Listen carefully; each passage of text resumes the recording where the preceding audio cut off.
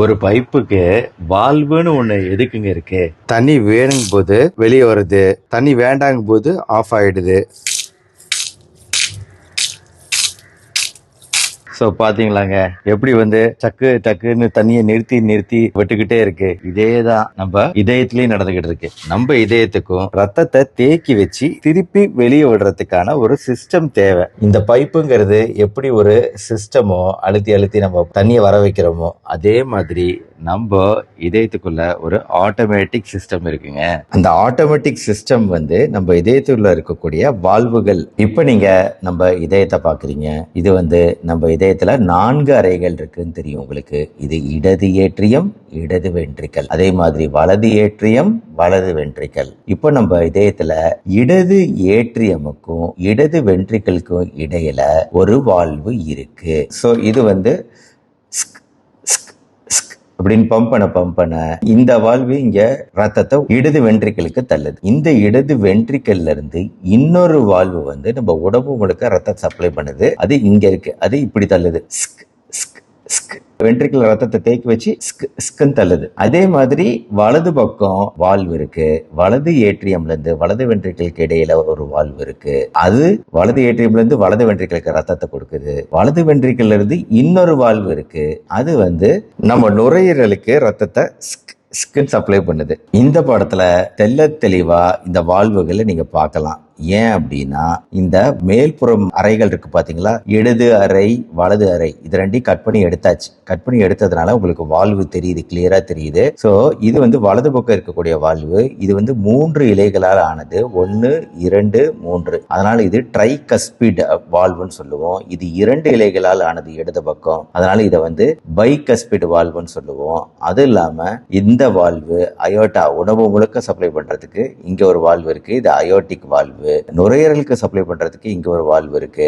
இது pulmonary valve. So மொத்தம் இதயத்துல 4 வால்வு இருக்கு.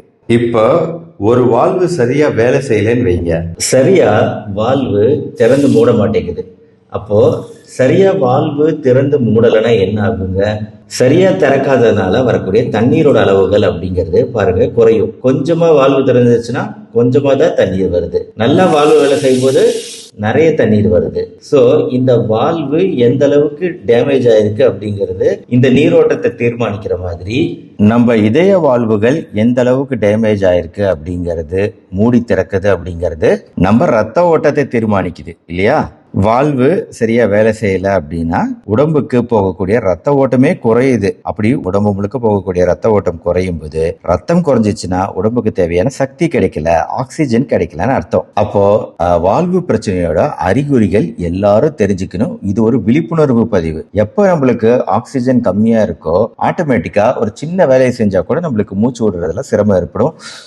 புசுன்னு மூச்சு வாங்கும். சீக்கிரம் சோர்வடைஞ்சு போய் உட்காந்துருவோம். லைட்டா நெஞ்சு வலிக்கிற மாதிரி இருக்கலாம், தலை சுத்துற மாதிரி இருக்கலாம், அடிக்கடி மயக்கம் வரும். ஏன்னா டக்கு டக்குன்னு மூளைக்கு ரத்த ஓட்டம் சப்ளையே குறையும். அதனால சீக்கிரம் மயங்கி விழுந்துருவாங்க. அப்புறம் இதய துடிப்பு தாறுமாறா துடிக்கலாம். கால் கைகள் அப்புறம் முக்கியமா கணுக்கால் பகுதியில எல்லாம் வீக்கம், பாத பகுதியில எல்லாம் வீக்கம் உண்டாகலாம். குறிப்பா குழந்தைகளுக்கு இந்த மாதிரி சிம்டம் தெரியுது அப்படின்னா உடனடியா உங்க குழந்தைங்க டாக்டரை பாருங்க. இது சாதாரணமா அவனுக்கு சத்து பத்தல, அதனாலதான் மயங்கி விழுகிறான், டயர்ட் ஆகிறான் அப்படின்னு நினைக்காதீங்க. ஏன்னா குழந்தைகள்ல நிறைய பேர்ல இந்த வாழ்வு பிரச்சனையை பத்தி ஒரு அறியாமையினால நிறைய பேர் உங்களோட குழந்தைகளை இறந்துடுறாங்க. திடீர்னு தெரியும். ரொம்ப நாள் வாழ்வு வேலை செய்யாதது காம்பன்சேட் ஆயிட்டே இருக்கும். உடம்புக்குள்ளார வேற சிஸ்டம் இந்த வாழ்வு பிரச்சனையை பெரிய அளவுல தெரிய விடாம பாத்துக்கும். திடீர்னு ஒரு நாள் ஒரு குழந்தை ஒரு பிரச்சனைக்கு உள்ள ஒரு பெரிய ஆக்டிவிட்டிக்கு, ஒரு உடற்பயிற்சிக்கு உள்ளாக்கப்படுறான், யாராவது பனிஷ்மெண்ட் தந்துட்டாங்க. இந்த மாதிரி சூழ்நிலையில டக்குன்னு இதயத்தால காம்பன்சேட் பண்ண முடியாம போயிடும் அந்த வாழ்வு பிரச்சனையினால. இது ஒரு பெரிய பிரச்சனைக்கு கொண்டு போய் விட்டுடலாங்கிறதுனால பேரண்ட்ஸ்க்கு இந்த விழிப்புணர்வு ரொம்ப ரொம்ப தேவை.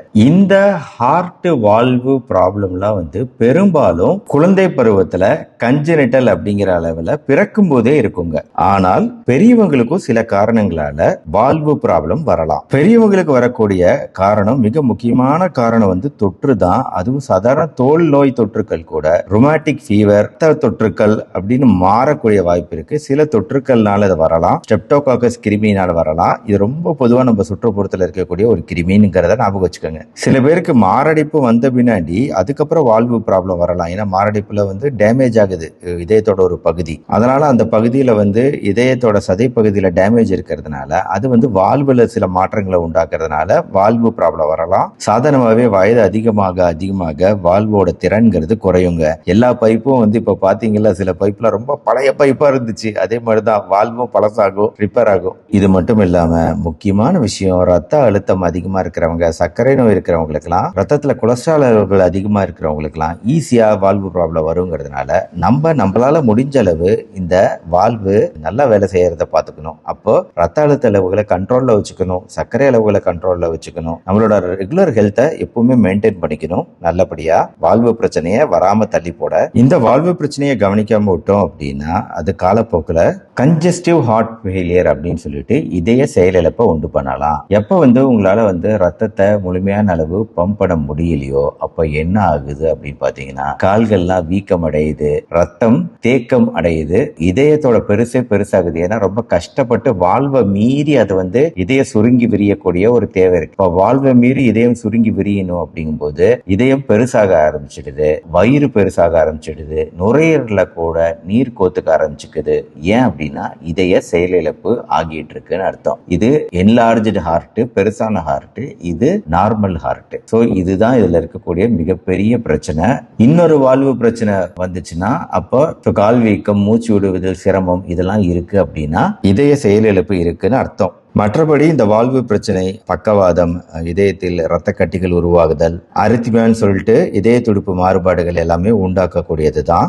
ஆக இதை எப்படி கண்டுபிடிக்கிறதுங்க? நாங்க எம்பிபிஎஸ் படிச்சுட்டு இருக்க காலத்துல, என் காலத்திலேயே வந்துருச்சு, இருந்தாலும் சொல்றேன், அப்பெல்லாம் எம்பிபிஎஸ்ல இதுக்கு ரொம்ப முக்கியத்துவம் கொடுப்பாங்க. அதாவது நல்லா ஸ்டெத்தஸ்கோப் வச்சு கேட்டு பாருங்க அப்படின்னு சொல்லிட்டு எங்களுக்கு எல்லாம் அறிவுறுத்தப்படும். அந்த குறிப்பிட்ட ஏரியால வச்சோம் அப்படின்னா ஒருவேளை இதயத்துல அந்த வால்வு ப்ராப்ளம் வைங்க, அது சுருங்குச்சுன்னு வைங்க, அப்ப அது வழியா போகும்போது ரத்தம் கஷ்டப்பட்டு போகும்ல, அப்போ ஒரு சத்தம் உருவாகும், குறக்குறன்னு ஒரு சத்தம் உருவாகும். சும்மா ஒரு எக்ஸாம்பிள் சொன்னேன். இந்த மாதிரி வித்தியாசமான சத்தங்கள் உருவாகும். அதுக்கு ஒவ்வொன்றுக்கும் ஒவ்வொரு பெயர் வேற இருக்கு. மர்மர்னு சொல்லுவோம். அதை பொறுத்து சில சமயம் குதிரை ஓடுற மாதிரி மர்மர் இந்த மாதிரி கேட்கும், சில சமயம் உஷுன்னு கேட்கும், இந்த மாதிரி எல்லாம் சொல்லுவாங்க. ஆனா நம்ம அதை பேஷண்ட்ல ஸ்டெதஸ்கோப் வச்சு கேட்கும்போது நம்ம ஸ்டெதஸ்கோப் பிரச்சனையா நம்ம காது பிரச்சனையான்னு தெரியாது, ரொம்ப கஷ்டப்பட வேண்டி இருக்கும். எங்களுக்கு அது கண்டுபிடிக்கிறதே ரொம்ப சிரமமா இருக்கும். ஏன்னா ரொம்ப கேர்ஃபுல்லா பாக்கணும். அந்த காலத்துல அப்படின்னு சொல்லிட்டு அவங்க பழைய டாக்டருங்கெல்லாம் இருப்பாங்கல்ல, சீனியர் டாக்டருங்கெல்லாம் சொல்லுவாங்க, டே இது கூட உங்களுக்கு தெரியலையாடா அப்படிம்பாங்க. நாங்களும் காது அப்படியே வச்சு நல்லா தீட்டிக்கிட்டு கேட்டாலும் கேட்காது, இல்ல புரியாது, இவங்க என்ன சொல்ல வராங்க, இது நார்மலா தானே தெரியுது, லப்டப் தானே தெரியுது, இது கேட்கலையே அப்படின்னு நாம நினைப்போம். ஆக இந்த பிரச்சனை கன்ஃபியூஷன்லாம் தவிர்க்கத்தான் இந்த மிஷின்கள் வந்துச்சு. டைரக்டா வச்சு ஒரு ப்ரோபை வச்சு பார்த்தோம்னா அப்படியே இந்த மிஷின் எக்கோ கார்டியோகிராம்ல தெரிஞ்சிடும். ஹார்ட் இருக்கா, ஹார்ட்ல பிளாக் இருக்கா, எல்லாத்தையும் நம்ம பாத்திரலாம். யூஸ்வலா எக்கோ கார்டியோகிராம்லாம் துல்லியமா காட்டும் என்ன பிரச்சனை அப்படிங்கறத, மிக துல்லியமா காட்டிடும் நம்மளுக்கு. அதனால ஒரு டாக்டரோட வேலையை மிக சுலபமாக்கக்கூடிய மிஷின்கள். அதனால எங்களை மாதிரி டாக்டர்களோட வாழ்க்கையவே மிக சுலபமா மாத்திடுச்சு இந்த மாதிரி மிஷின்கள். பிளஸ் துல்லியமாவும் இருக்கு. நாம கூட காதால கேட்கும்போது மிஸ் பண்ணலாம், ஆனா மிஷின் மிஸ் பண்ண வாய்ப்பு இல்லை. அதனால இந்த மாதிரி எக்கோ, இசிஜி, இன்னும் நிறைய மிஷின்கள் வந்துருச்சு. இந்த மிஷின்கள் மூலமா நம்மளால மிக துல்லியமா இந்த 4 வால்வுல எந்த வால்வுல பிரச்சனைங்கிறத கண்டுபிடிக்க முடியும். அப்படிங்கறதுனால இதை பத்தின புரிதலை நம்ம உருவாக்கிக்கிட்டு அடுத்த ட்ரீட்மெண்ட்டுக்குள்ள போகணும். ட்ரீட்மெண்ட் பொறுத்த வரைக்கும் அந்த சிம்டம் எல்லாம் கண்ட்ரோல் பண்ணி அது என்ன ஸ்டேஜ்ல இருக்கு valve problem, stage A, stage B, stage C, stage டின்னு பல கட்டங்களா இருக்கு. இது என்ன ஸ்டேஜ்ல இருக்கோ அதை பொறுத்து ட்ரீட்மெண்ட். தேவைப்பட்டா சர்ஜரி மெத்தடுக்குள்ள போகலாம். இந்த மாதிரி வால்வு ரீப்ளேஸ்மெண்டா இது டிரான்ஸ் கத்தீட்டர் மூலமா கூட அயோட்டிக் வால்வு ரீப்ளேஸ்மெண்ட் தெரப்பி, அந்த மாதிரி இப்போ நிறைய அட்வான்ஸ்டு மருத்துவ முறைகள் வந்துடுச்சு. ட்ரெடிஷ்னலா முன்னாடி எல்லாம் நம்ம வால்வு ரிப்பேர் பண்ணணும்னா ஓபன் ஹார்ட் சர்ஜரி பண்ணி தான் ரிப்பேர் பண்ற மாதிரி இருக்கும். பட் அதுவுமே இப்ப நல்லா அட்வான்ஸ் ஆயிடுச்சுங்கிறத ஞாபகம் வச்சுக்கோங்க. இப்போ வால்வு பிரச்சனையை பொறுத்த வரைக்கும் இது ஒரு மெக்கானிக்கல் ப்ராப்ளம்ங்க. இதுக்கு வீட்டு மருத்துவ முறைகள் ஏதாவது இருக்கான்லாம் கேட்டக்கூடாது நீங்க. அப்படி ஒண்ணுமே கிடையாது. இது வந்து ஒரு மிஷின்ல ஒரு பார்ட் எப்படி வித் வீக்கான ரிப்பேர் ஆகி எல்லாம் பிரச்சனை ஆகுதோ அதே மாதிரி இந்த மிஷின் ஹார்ட்ங்கிற மிஷின்ல ஒரு ரிப்பேர், அந்த ரிப்பேரை நம்ம சரி செய்யாம அடிப்படை பிரச்சனையை நம்மளால சரி பண்ணவே முடியாது. அதே சமயம் நல்ல பழங்கள் காய்கறிகள் சாப்பிட்றது, டெய்லி 30 நிமிஷம் உடற்பயிற்சிகள் செய்யறது, ஓவர் வெயிட்டா இருக்கிறீங்க குண்டா இருக்கீங்கன்னா உடல் எடையை குறைக்கிறது, நல்லா தூங்குறது, புகைப்பழக்கம் இல்லாம பாத்துக்கிறது, ரத்த கொதிப்பு, ரத்த சர்க்கரை அளவு, ரத்த கொலஸ்ட்ரால் அளவு இதையெல்லாம் கண்ட்ரோல்ல வச்சுக்கிறது, முக்கியமா உங்க ஸ்ட்ரெஸ் அளவுகள், மன அழுத்தத்தை குறைச்சிக்கிறது. இதெல்லாம் வந்து இதய நோய்கள் இருந்தாலும் உங்க லைஃப் ஸ்டைல் நல்லா இருக்கும் கொஞ்சம் கண்ட்ரோல் நம்ம ஃபாலோ பண்ணோம்னா. ஆக இதய வாழ்வுகள் குறித்த ஒரு ஜஸ்ட் அவேர்னஸ் தான் இந்த வீடியோ, விழிப்புணர்வு தான். இதன் மூலமா எல்லா வாழ்வு ப்ராப்ளத்தையும் நான் கவர் பண்ணவே கிடையாது. இது வந்து ஒரு ஓவர் வியூ தான் உங்களுக்கு கொடுக்க முடியும். ஏன்னா இதுக்கு மேல உள்ள போனோம்னா அது ரொம்ப டீப் மெடிக்கல் நாலேஜா இருக்கும். அது வந்து எல்லாருக்கும் தேவைப்படக்கூடிய நாலேஜ் கிடையாது. இப்ப நான் கொடுத்த நாலேஜ் மட்டும் தான் எல்லாருக்கும் தேவைப்படக்கூடிய நாலேஜ். சோ இதை வந்து உங்க ஃப்ரெண்ட்ஸ் ரிலேட்டிவ்ஸ்க்கு ஷேர் பண்ணுங்க. இந்த விழிப்புணர்வு பதிவு உங்களுக்கு பிடிச்சிருந்துச்சுன்னா லைக் பண்ணுங்க. நம்ம சேனல் டாக்டர் கார்த்திகேயன் தொடர்ந்து ஃபாலோ பண்ணுங்க, சப்ஸ்கிரைப் பண்ணிட்டு. மறுபடியும் நாளைக்கு பார்ப்போம். நன்றி, வணக்கம்.